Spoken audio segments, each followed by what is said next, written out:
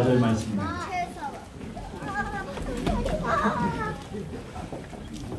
에베소서 6장 4절 말씀을 공독하겠습니다. 또 아비들아 너희 자녀를 노엽게 하지 말고 오직 주의 교훈과 훈계로 양육하라.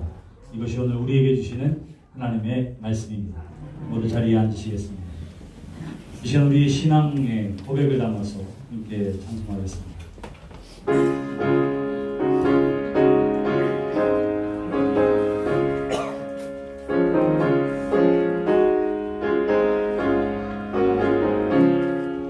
사점의 봄바람 불어있고 하나님 아버지 오셨으니 믿음의 반석도 든든하다. 우리 집 즐거운 동산이라. 고마워라 임마누엘, 예수만 섬기는 우리 집. 고마워라 임마누엘, 복되고 즐거운 하루하루. 어버이 우리를 보이시고 동리들 사랑에 뭉쳐있고 기쁨과 서름도 같이 하니 한간의 조가도 전국이라. 고마워라 임마누엘, 예수만 섬기는 우리 집. 고마워라 임마누엘, 복되고 즐거운 하루하루. 아침과 저녁에 수고하여 다같이 일하는 온 식구가 한 상에 둘러서 먹고 마셔. 여기가 우리의 낙원이라. 고마워라 임마누엘, 예수만 섬기는 우리 집. 고마워라 임마누엘, 복되고 즐거운 하루하루. 아멘. 오늘 가정의 날이기도 하고 가정의 날 첫 번째 주 어린이 주일이기도 하고 어린이 날이기도 합니다. 지난 한 해의 몇 가지 통계표를 바라보니까 지난 기독교 대학 감리회 중부연회의 한 해의 통계를 보니까 지난 한 해 동안 교육자 수는 7% 정도가 늘었는데 교인 수는 2,000명이 줄었습니다. 한 해의 통계를 전체적으로 보니까 전체 감리교회 안에서만 주일학교 숫자가 몇 명 정도 줄었냐 하면 2만 명 정도가 줄었습니다. 별로 놀라지도 않지요. 저는 굉장히 충격입니다. 계속해서 이러한 줄어듦의 현상이 계속되어지고 있기 때문에 앞으로 10년이 지나고 나서의 교단과 교회의 모습은 어떤 모습으로 가 있을까 심히 걱정이 되기도 하고 염려가 되기도 합니다. 그런데 우리가 염려하고 또 걱정하지 말아야 할 이유는 하나님이 살아 역사하시는 그곳에 진정한 부흥의 일들이 반드시 일어남을 믿기 때문입니다. 사랑하는 성도 여러분, 우리가 함께 꿈을 꾸게 되기를 주님의 이름으로 축원합니다. 아멘. 교회가 병들어가고 사람들이 사라져가는 이 시대에 하나님의 영광을 사모하는 사람들이 함께 모이고 그것에 하늘로부터 성령의 역사가 나타남이 눈으로 보여지고 증거되어지는 교회를 통해서 다시금 진정한 부흥의 역사가 이 땅에 회복되어지기를 기대하며 소망하는 우리 모두가 되기를 주님의 이름으로 축원합니다. 교회 학교가 점점 사라지고 주일 학교가 없어지는 교회들도 얼마나 많이 있는지 몰라요. 사랑하는 성도 여러분, 특별히 오늘 가정의 달이요 또 어린이 주일을 맞이해서 뿐만 아니라 우리 모두가 다 진정한 교회의 부흥이, 그리고 우리의 어린 자녀들이 먼저 하나님을 만나고 어려서부터 하늘나라의 크고 비밀한 일들을 깨닫는 천국의 시민이요 하나님의 일꾼으로 잘 자라날 수 있도록 여러분 함께 축복하며 기도하는 우리 모두가 되기를 또한 주님의 이름으로 기원합니다. 여러분, 어린이날 이 유래가 언제부터 시작되었느냐 하면 1919년 3월 1일, 3일 독립만세운동이 있었는데 바로 이때에도 사람들이 깊게 생각했던 것 가운데 하나가 뭐냐 하면 이 나라의 장래가 과연 어떻게 될 것인가 라고 생각할 때에 몇몇 선각자들이 우리의 장래는 우리의 자녀들에게 있다고 하는 사실을 깊이 자각하게 됩니다. 그리고 그 이듬해 일본에 있던 방정환 선생님과 또 일본 유학생들을 중심으로 만들어진 색동회에서 5월 1일을 어린이날로 선포하고 우리 모두가 다 우리의 차세대, 다음 세대를 위해 관심을 가지고 우리 어린이들이 이 민족의 지도자요 미래의 희망으로 자라날 수 있도록 돕자, 이러한 취지를 가지고 어린이날을 제정합니다. 그러나 이 어린이날을 행사로 또한 사람들에게 자꾸 깨워주는 일들도 하게 되었지만 그 당시에 일본의 지배하에 있던 우리나라에 이 되어지는 일들을 일본 사람들이 좋게 여기지 않고, 그리고 어떻게 하냐면 그 어린이날을 행사를 갖지 못하도록 할 때도 있었습니다.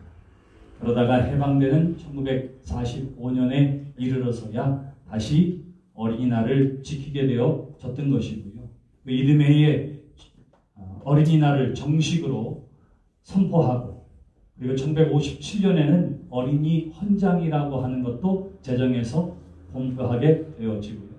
1975년에는 대통령령으로 정해서 어린이날을 국가의 공휴일로 지정하고 어린이들을 위한 관심을 고조시키고 또 어린이들을 위한 어른들의 책임을 또한 잊어버리지 말자고 하는 의미에서 오늘날까지 국경일로 지켜지고 있습니다. 여러분, 1957년이면 지금으로부터 몇 년 전이죠? 62년 전인가요? 이 오래전에 민족의 지도자들이 어린이 헌장을 제정하면서 이런 내용을 그 헌장에 담았습니다. 여러분 한번 들어보시겠어요? 어린이는 건전하게 태어나 따뜻한 가정에서 사랑 속에 자라야 하며 가정이 없는 어린이에게는 이를 대신할 수 있는 알맞은 환경을 마련해 주어야 한다 하는 것이 어린이 헌장의 제 첫 번째입니다. 두 번째, 어린이는 몸과 마음이 튼튼하게 자라도록 균형 있는 영양을 취하고 질병의 예방과 치료를 받으며 공해 없는 깨끗한 환경에서 살아야 한다. 어린이는 누구나 교육을 받을 수 있어야 하고 어린이를 위한 좋은 교육시설이 마련되어야 하며 개인의 능력과 소질에 따라 교육이 이루어져야 한다. 어린이는 빛나는 우리 문화를 이어받아 새로운 문화를 창조하고 발전시키도록 이끌어야 한다. 어린이는 즐겁고 유익한 놀이와 오락을 위한 시설과 환경을 제공받아야 한다. 어린이는 예절과 질서를 지키며 서로 돕고 스스로 책임을 다하는 민주 시민으로 길러야 한다. 어린이는 자연과 예술을 사랑하고 과학을 탐구하는 마음과 태도를 길러야 한다. 어린이는 위협으로부터 먼저 보호되어야 하고 안전을 지킬 수 있는 지도를 받아야 한다. 어린이는 학대를 받거나 버림을 당해서는 안 되고 나쁜 일과 짐이 되는 노동에 이용되지 말아야 하며 해로운 사회 환경으로부터 보호받아야 한다. 몸이나 마음의 장애를 가진 어린이는 필요한 교육과 치료를 받아야 하고 빗나간 어린이는 선도되어야 한다. 어린이는 우리의 내일이며 소망이다. 결의의 앞날을 책임질 한국인으로 인류의 평화에 이바지할 수 있는 세계인으로 키워야 한다. 이것이 일찍이 이 나라의 장래를 염려하고 걱정했던 이 나라의 민족의 선각자들이 어린이 헌장을 제정하면서 우리 어린이들을 위해 어른들이 해야 할 책임을 이와 같이 선언해 놓았던 것이지요. 사랑하는 성도 여러분, 우리의 자녀들이 이 나라와 이 민족 안에서 이렇게 자라도록 함께 협력하고 기도하는 우리 모두가 되기를 주님의 이름으로 축원합니다. 아멘. 어린이들 그리고 장래의 교육이 얼마나 중요한지는 세계의 역사를 통해서도 우리가 알 수 있습니다. 성경에 자주 등장하게 하고 있는 애굽이나 아수르나 바벨론이나 페르시아나 헬라나 로마나 전 세계를 지배하기도 했던 나라들이었습니다. 그럼에도 불구하고 그 나라가 3세기를 넘지 않는 이유가 있습니다. 그 이유를 역사학자들은 교육의 부재, 바로 그것 때문이라고 생각을 하고 있었던 것이지요. 그런가 하면 6,000년이 넘는 세월 동안 여전히 전 세계에 흩어져 있으면서도 세계적인 영향력을 발휘하며 믿음과 신앙을 지켜나가고 있는 이스라엘과 유대민족을 바라보게 되면 그들이 지금까지 이 땅에서 그러한 역할을 감당할 수 있었던 힘이 바로 교육이라고 역사학자들은 생각하고 있는 것이지요. 실제로 유대인들이 예수님이 죽으시고 AD 70년에 로마에 의해서 예루살렘이 완전히 짓밟히고 멸망당했을 때에 많은 유대인들이 로마가 예루살렘을 멸망시켰다 이렇게 생각하지를 않았습니다. 그리고는 뭐라고 생각했느냐 하면 우리가 잘못된 교육으로 말미암아 우리가 스스로 병들었기 때문에 로마에 의해서 쓰러질 수밖에 없었다 이렇게 생각을 했어요. 그래서 그들이 다시 한번 어떻게 하느냐면 온전한 신앙의 교육, 자녀 교육으로 다시 일어나게 되어졌던 것입니다. 그때로부터 지금까지 이스라엘 백성들이 얼마나 자녀들에게 하나님의 말씀을 가르치는 신앙의 교육과 그리고 이 땅에 위대한 시민으로 자라나도록 교육에 힘쓰는지 모릅니다. 우리나라처럼 적대국가와 대치 상황에서 국방비가 그렇게 많이 들어감에도 불구하고 지금까지도 국민 총 생산량의 88%를 교육비에 계속해서 투자하고 있고 16세까지 의무교육을 감당해야 하며 18세 이후에도 대학에서 교육을 받고자 하는 사람들에게 무한으로 공부할 수 있도록 그들을 키우는 나라와 민족이 되어졌던 것이지요. 사랑하는 성도 여러분, 우리 교회도 또 이 나라와 민족도 또 저와 여러분들도 이 하나님의 말씀을 따라서 특별히 우리의 자녀의 교육에 힘쓰는 우리 모두가 되기를 주님의 이름으로 축원합니다. 아멘. 나의 자녀들은 다 자랐다 생각할 것 아니지요. 왜 그렇습니까? 우리가 매 주일마다 어린이들을 위해 말씀을 증거하고 축복하는 이유는 바로 이들이 하나님이 우리 모두에게 주신 하나님의 기업이요 선물인 줄 믿기 때문입니다. 그렇다면 우리가 어떻게 우리의 자녀들을 키우고 양육하는 것이 하나님의 뜻과 방법을 따르는 일일까 하는 것입니다. 여러분, 원예에 관심 있는 사람이 있습니까? 다육이를 키우는 어느 분을 보니까 인터넷에 다육이 키우는 방법을 계속해서 올리고 있더라고요. 그리고는 아침 저녁으로 그것을 잘 돌보는 일들과 그리고 돌연변이 한 번도 사람들이 만져보지도 못하고 보지 못한 육종을 개발하기 위해서 얼마나 수고하고 애쓰며 다육이를 키우는지 몰라요. 요즘 반려견에 대한 관심도 얼마나 많은지 내 아이처럼 자식처럼 키우는 애완동물을 키우는 사람들도 있습니다. 감기가 들리거나 설사를 하면 어떻게 하느냐면 품에 꼭 껴안고는 어디로 달려가요? 동물병원으로 달려가는 거예요. 여러분들은 가면 2,000원이면 주사 맞고 다 끝나지만 강아지들은 8만원, 9만원씩도 푹푹 들어가는데도 조금도 아끼지 아니하고 어떻게 해요? 얼마나 잘 돌보는지 모릅니다. 제가 여러분들에게 이렇게 묻고 싶어요. 사랑하는 성도 여러분, 여러분들의 자녀를 키우기 위해서 도서관에 가서 책을 찾아보며 어떻게 하면 이 아이를 잘 키울 수 있을까 고민하며 연구하며 공부해 보셨습니까? 오늘 우리가 함께 읽은 본문 말씀에 오직 주의 교훈과 훈계로 양육하라 이렇게 이야기하고 있는데, 여기 양육한다라고 하는 헬라어 말의 본래의 뜻은 꽃을 기른다, 돌본다 이런 의미를 가지고 있습니다. 그러니까 꽃을 잘 키우고 또 애완동물을 잘 기르고 이런 것처럼 우리의 자녀들을 잘 돌보고 잘 키워야 할 것이 부모의 역할이라고 하는 사실을 우리에게 가르쳐주고 있는 것입니다. 저와 여러분들이 심리학 책을 통해서도 혹은 교육학 책을 통해서 자녀 교육의 비결을 찾는 것이 아니라 하나님이 우리에게 주신 성경적인 방법을 통해서 우리의 자녀를 양육하는 데 쓰임받는 믿음의 부모들이 되시기를 주님의 이름으로 기원합니다. 오늘 말씀이 그것을 우리에게 가르쳐주고 있습니다. 오늘 성경은 아비들아 너희 자녀를 노엽게 하지 말고 오직 주의 교훈과 훈계로 양육하라 그렇게 이야기합니다. 아비들은 누구를 이야기할까요? 아비들은 누구를 이야기하죠? 어미들아 이렇게 이야기하지 않고 아비들아 이야기했으니까 모든 책임은 다 누구 탓이에요? 모든 책임은 누구에게 있어요? 아버지에게 있다. 보통 잘 되는 것은 다 아버지를 닮아서 그렇고, 애가 좀 삐뚤어지고 성격이 나쁘면 다 누구 탓이에요? 지 엄마 닮아서 그렇다. 이렇게 얘기하는 사람이 있을지 몰라요.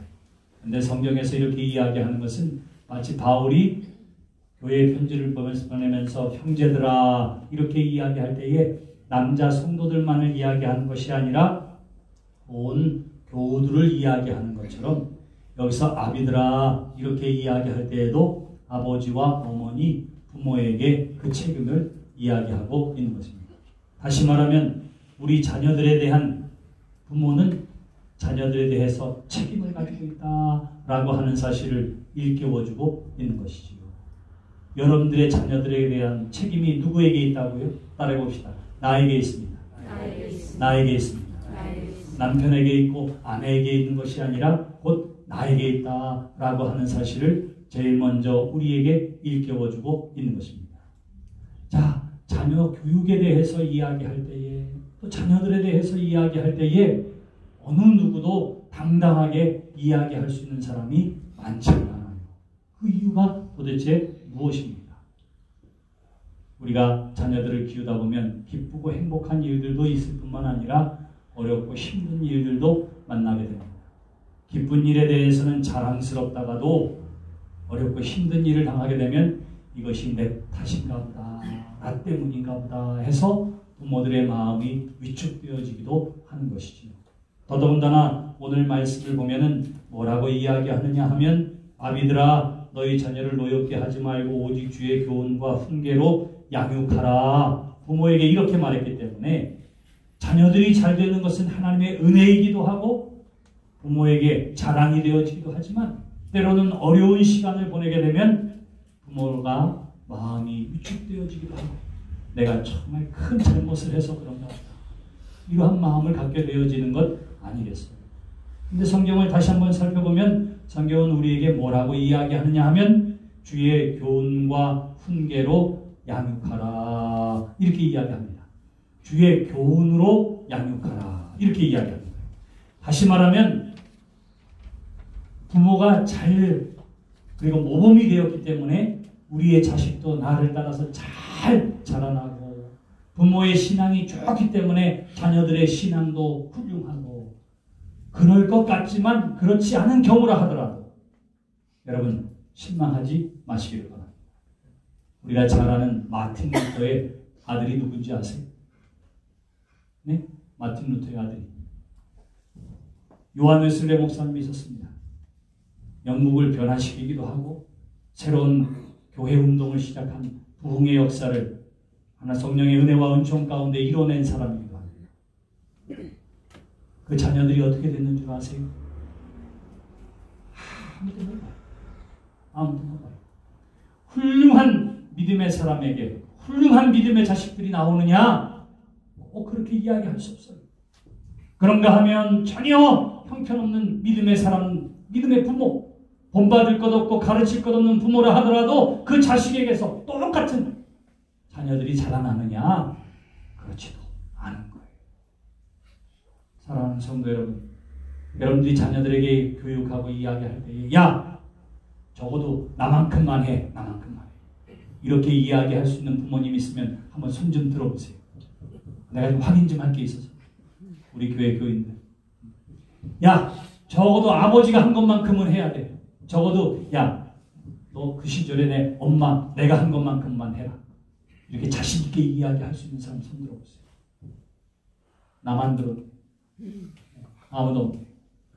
근데 성경은 우리에게 그렇게 이야기하지 않습니다. 우리가 어떻게 야 나만큼만 해라 이렇게 말할 수 있겠어요? 오늘 성경은 우리의 자녀들에게 이렇게 교육하라고 합니다. 주의 교훈과 훈계로.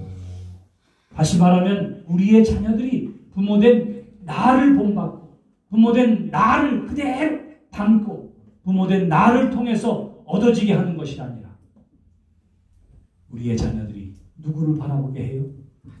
주님을 바라보게 하고 우리의 자녀들이 누구를 통해서 배우게 해요? 하나님을 통해서 배우도록 하라 하는 것이 오늘 우리에게 주시는 하나님의 말씀입니다. 그러니까 내가 성공한 인생을 살지 못한 부모라 하더라도 내가 사람들에게 자신 있게 나 이 정도로 살았습니다 라고 말할 수 없는 형편에 있다 하더라도 모든 부모들은 자녀들을 잘 키울 수 있는 책임이 있는데 어떻게 함을 통해서 나를 보게 한 것이 아니라 우리의 자녀들이 누구를 보게 하는가? 주님을 향해 살도록 하나님의 영광을 향해 살아가도록 하나님의 말씀을 통해서 배우도록 해야 할 것이 바로 저와 여러분들의 사명임을 성경이 우리에게 가르쳐주고 있는 거예요. 사랑하는 성도 여러분, 여러분들을 통해서 여러분들의 자녀들이 하나님을 만나게 되기를 주님의 이름으로 축원합니다. 아멘. 여러분들의 자녀들의 시선이 오로지 하나님을 향하게 되기를 주님의 이름으로 축원합니다. 아멘. 아이들이 주님을 바라보면서 자라나게 되도록 축복하며 기도하며 이끄는 믿음의 부모님들이 되시기를 주님의 이름으로 축원합니다. 아멘. 그래서 주의 교훈과 훈계로 양육하라 그렇게 이야기하고 있는 것입니다.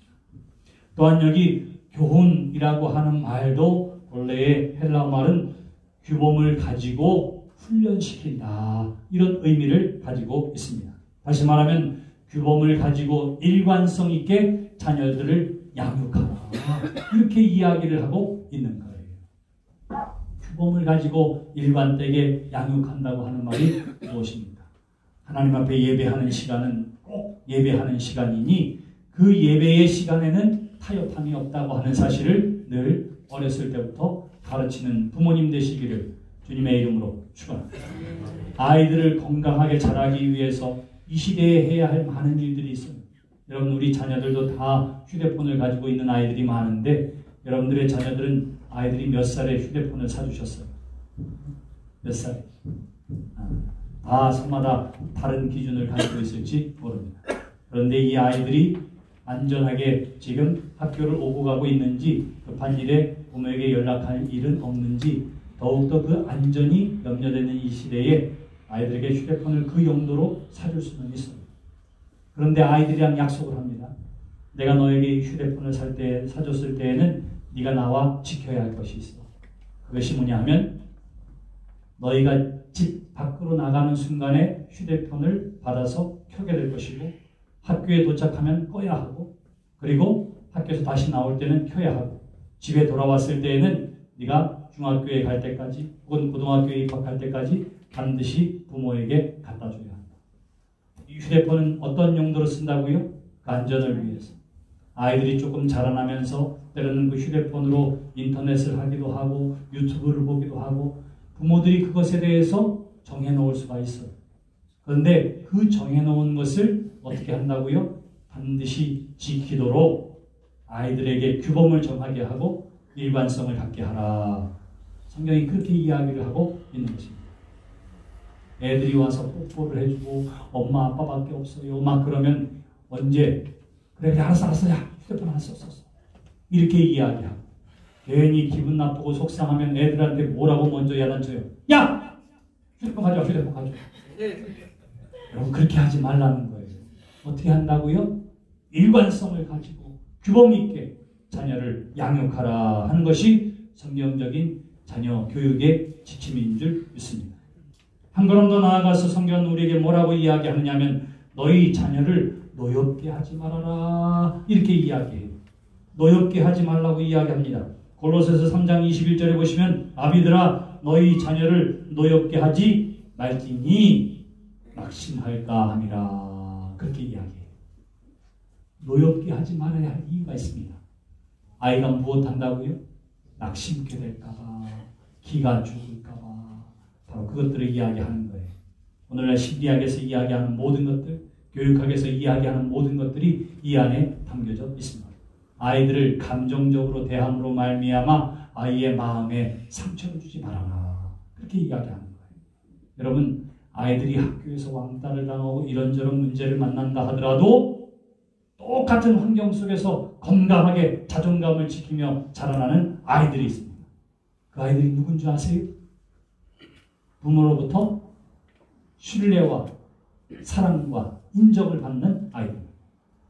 여러분들의 남편을 위해서도 아내를 위해서도 마찬가지. 밖에서 누가 뭐라고 그랬던지 간에 당신이 나에게는 최고예요. 최고의 아빠이고 최고의 엄마이고 세상에 그 어느 누구도 너를 대신할 수 없는 내 사랑하는 아이들이 바로 너희들이라고 하는 사실을 분명히 일깨워주므로 아이들의 자존감을 살리는 하나님의 사람들 되시기를 주님의 이름으로 축원합니다. 왜 그래요? 정말로 이것이 하나님 우리에게 주신 귀한 믿음의 선물이요 하나님의 기업이 되기 때문인 줄 믿습니다.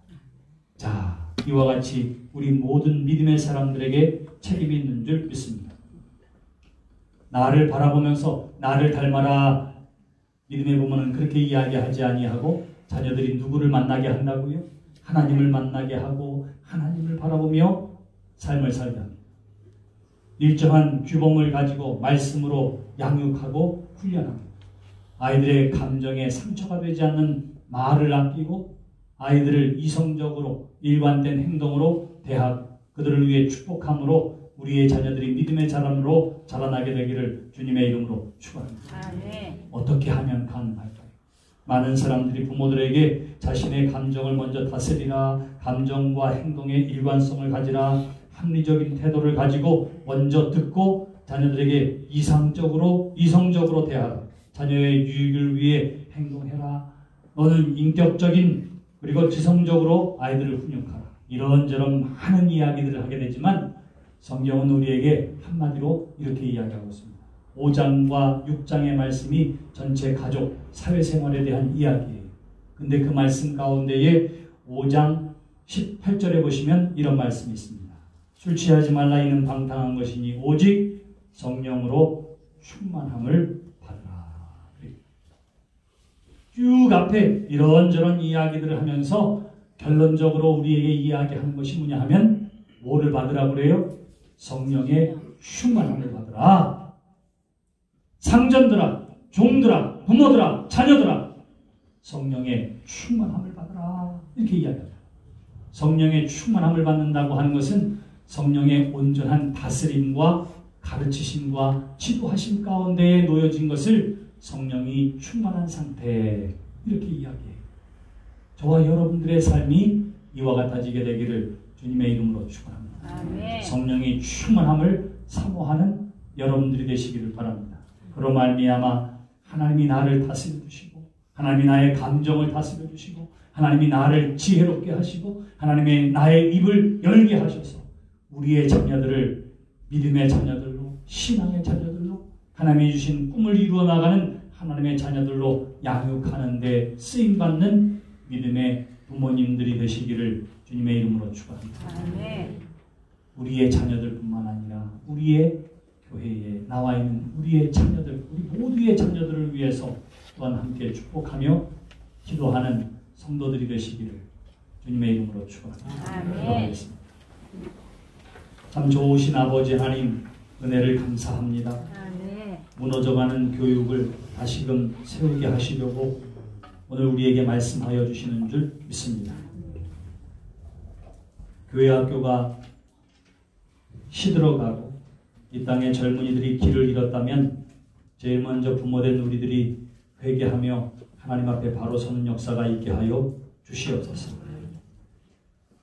저들이 이 땅의 그 무엇이 아니라 하나님을 바라보게 하여 주시고 하나님의 말씀에 귀 기울이는 믿음의 자녀들 되어지도록 믿음의 부모로서의 역할을 잘 감당하는 우리 모두가 되게 해 주시옵소서. 주의 교훈과 훈계를 가지고 질서 있게 자녀들을 훈련시키는 믿음의 부모님들이 되게 하여 주시옵소서. 우리의 자녀들을 감정적으로 대함으로 말미암아 상처받거나 낙심시키지 아니하는 성령의 충만한 가운데에 성령의 다스림 가운데 놓여진 바된 믿음의 부모들이 되게 해주시고 신앙의 조상된 우리 모두가 되게 하여 주셔서 우리의 이 자녀들 가운데에 다윗과 같은 민족의 지도자들이 나오게 하여 주시옵소서. 아브라함과 같은 믿음의 사람들이 나오게 하여 주시옵소서. 요셉과 같이 가정을 구하고 나라와 민족을 구하는 사람들이 되게 하여 주시옵소서. 바울과 같이 주의 복음을 증거하며 하나님의 영광을 드러내는 믿음의 자녀들이 되게 하여 주시옵소서. 예수님의 이름으로 축복하며 기도드렸습니다. 아멘.